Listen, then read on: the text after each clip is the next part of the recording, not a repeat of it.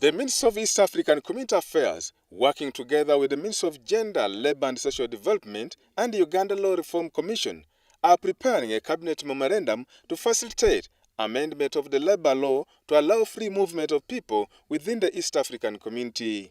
It is in this spirit that the government of Uganda, Kenya, and Rwanda have come up with the Northern Corridor Integration Projects to fast-track implementation a number of projects under the East African Community fraternity. These are now discussing draft agreements to facilitate the process of liberalization of free movement of labor, which involves professionals.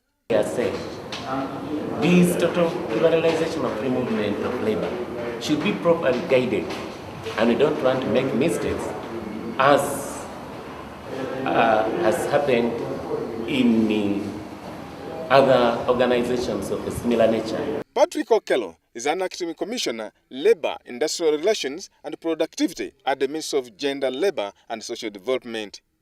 He cites examples of labour laws in Kenya where a worker cannot attain the position of a human resource manager if he is not a Kenyan. In Kenya, it's administrative that if you are not a Kenyan, anybody who is not a Kenyan, unless you have stayed in Kenya for long, can never qualify to be a human resource manager in an enterprise.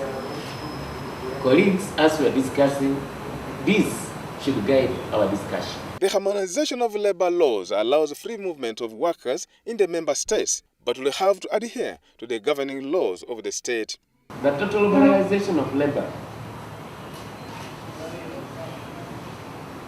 does not mean that the legal regimes of the recipient countries are going to change.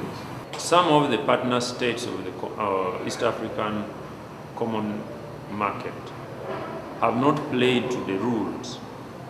They allowed free movement of labor with one hand and took it away with another. For example, in Kenya, their immigration department has a section on Kenyanization of labor. So the whole idea that we should not go into the liberalization of labor and the liberalization of services blind, but very clear what is our strength, what our weakness, and with those weaknesses, are we fixing them? Otherwise, we end up with